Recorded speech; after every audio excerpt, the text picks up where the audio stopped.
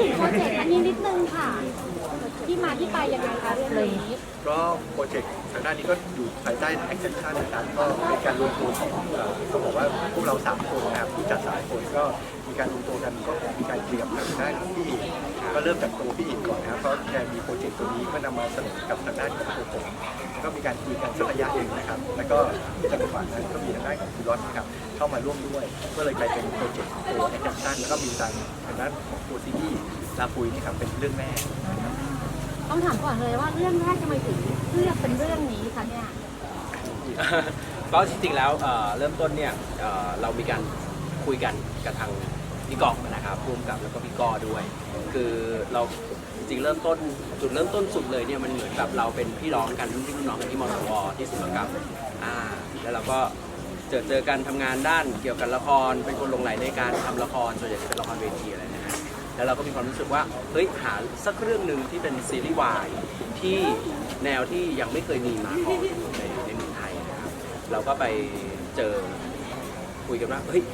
ถ้ามันเป็นแนวเรนเวิร์สแนวเกี่ยวกับฝนตกแล้วมีโรคที่เกี่ยวกับหูดับมันเป็นเรื่องราวปุยฝนตกครั้งนั้นสารเธอนี่มันเป็นเรื่องเกี่ยวกับโรคหนึ่งครับที่มีอยู่จริงนะฮะบนโลกใบนี้ก็คือทุกครั้งที่ฝนตกเนี่ยจะมีคนที่เป็นโรคหูดับจะไม่ได้ยินเสียงอะไรเลยและจะได้ยินเฉพาะเสียงโซเมตตัวเองแต่โซเมตเนี่ยมันเหมือนแบบ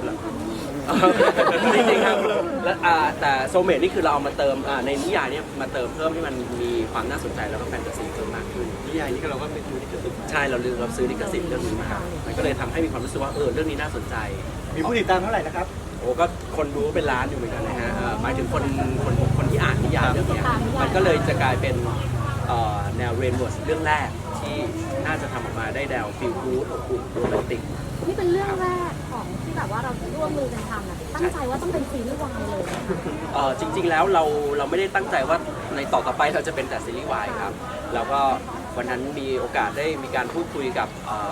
เขาเรียกอะไรครับ business partner อะไรต่างๆด้วยเราก็มีหลายอย่างที่เราจะทำร่วมกันนะครับจะเป็นหนังจะเป็นซีรีส์ชายหญิงปกติด้วยจะเป็นซีรีส์ปกติด้วยผู้ชายผู้หญิงแล้วก็จริงๆเนี่ย attraction เรามีอีกพาร์ทหนึ่งที่ครูรัตเนี่ยจะเป็นคนที่ดูและรับผิดชอบก็คือด้านศิลปินบอยแบนด์เกิร์ลกรุ๊ปซึ่งเดี๋ยวเราก็จะได้มีการเปิดตัวฝึกซ้อมเก็บตัวกันอยู่ใช่ตอนนี้ก็มีศิลปินที่sign contract เซ็นเข้าสังกัดอยู่หลายคนแล้วเหมือนกันแสดงว่าคือนิยายเดี๋ยวซีรีส์เรื่องนี้จะมาแบบเปิดให้ก่อนใช่ครับคือต้องถามกันเลยว่าด้วยความที่แบบว่านิยายเรื่องนี้มีคนติดตามเยอะมากกันต้องกดดันนะคะเนี่ยที่จะต้องเอามาสร้างเป็นซีรีส์กดดันไหมครับพี่ก๊อฟครับให้พี่ก๊อฟพูดก่อนได้ครับค่อนข้างกดดันตรงที่ว่าเราจะทำยังไงให้คนดูอะครับเขารู้สึกไปกับเรื่องที่เราสนใจข้อแม้ของละครนะครับผมอยากทำละครให้มันดีกับพี่ๆเพราะพี่ๆเขาอุตส่าห์เลือกเรื่องที่ดีมาแล้วพอมันเป็นคือบทประพันธ์กับบทละครมันต้องแยกกันได้บทประพันธ์ที่ดีมาแล้วกลายเป็นบทละครเป็นซีรีส์ครับมันต้องทำให้คนดูเข้าใจง่ายสื่อสารได้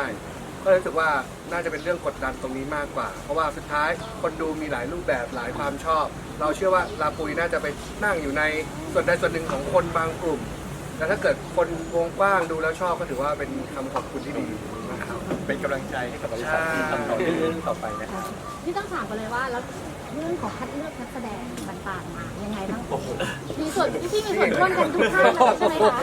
ก็คือเราเปิดแคสติ้งกันครับเราเปิดแคสติ้งกัน1 วันเต็มๆคือเราเริ่มประกาศออกไปเรามีช่องทางการติดต่อตามโซเชียลนะครับของลาปุยออฟฟิเชียลแล้วก็มีคนสมัครเข้ามาโดยการส่งรูปภาพเข้ามาก่อนแล้วเราก็คัดเลือกจากรูปภาพเนี่ยแหละครับแล้วก็เขาเรียกว่าใครที่เข้าตาก็เรียกเข้ามาแคสวันจริงแล้วก็มาเราก็ใช้คอนเนคชั่นแล้วก็รวมไปถึงทุกสิ่งทุกอย่างที่มีเฮ้ยคนนู้นมี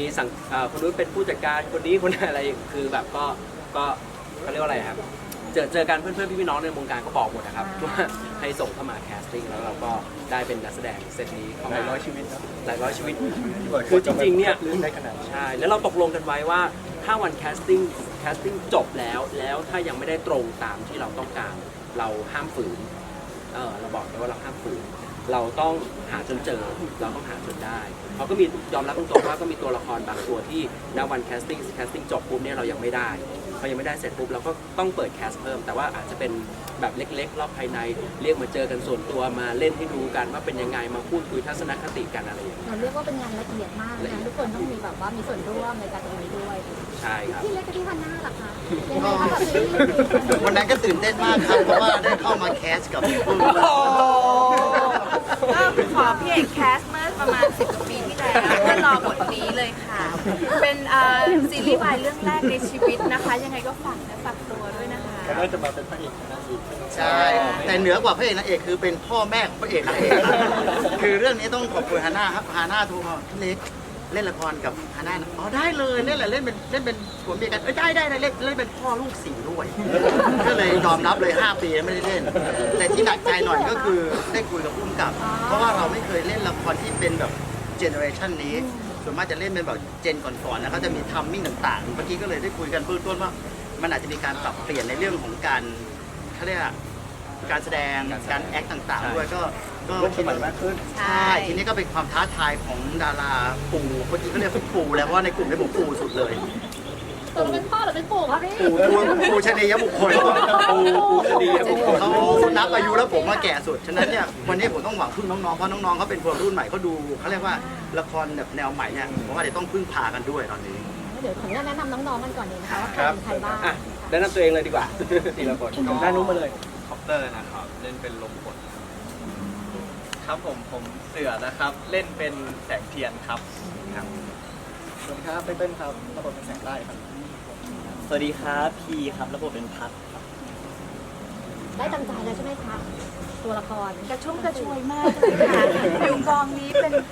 เมื่อกี้เซลฟี่นะครับ ผู้หญิงคนเดียวค่ะ หน้าตาของคุณแม่เนี่ยหน้าตามีความสุขมาก มากเลย แล้วก็ ค่ะ เรียกบอกพ่อไปถ่ายรูปให้หน่อยอยู่ พ่ออยู่นอกทีม พ่ออยู่นอกทีม ไม่ต้องเป็นลูกครอบครัวใช่ไหมคะขอเป็นคุณแม่กับลูกๆก่อน แล้วจะคุยกับคนเขียนบทนะครับว่าขอทุกตอน นี่ ขอทุกตอน เพิ่มเพราะว่า ขอเขียนเพิ่ม ลูกๆดูท่าทางต้องการความรักความอบอุ่นจากแม่ค่ะ ซึ่งแม่ให้แล้วพ่อก็ต้องให้ด้วย ด่าด้วย เรื่องเป็นความสนุกของซีรีส์เรื่องนี้แล้วค่ะ ครับ แล้วเรื่องนี้คือเราจะได้รับชมหรือว่าตอนนี้อยู่กระบวนการไหนแล้วคะ ก็พูดคุยกับช่องก็คือ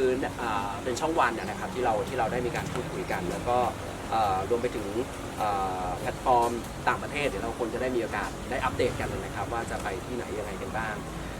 สำหรับช่วงระยะเวลาประมาณนะฮะที่คุยไว้น่าจะประมาณเมษาพฤษภาเนี่ยเดี๋ยวเราจะ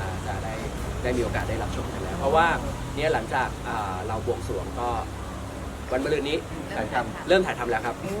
เปิดกล้องถ่ายทำแล้วครับ ได้เลยค่ะงั้นให้พี่ฝากซีรีส์แล้วก็ฝากน้องๆก่อนนะคะ ก็ฝากติดตามซีรีส์เรื่องนี้ด้วยนะครับ ก็เป็นเรื่องแรกของ Attraction นะครับก็หวังว่าทางคนดูจะเปิดรับให้การต้อนรับกับซีรีส์เรื่องนี้ ก็ขอกำลังใจกับทุกๆคนด้วยนะครับขอบคุณครับ ขออนุญาตอินเสิร์ตนะคะขออนุญาตรบกวนพี่ๆชิดๆกันนิด แล้วครับ ไม่ม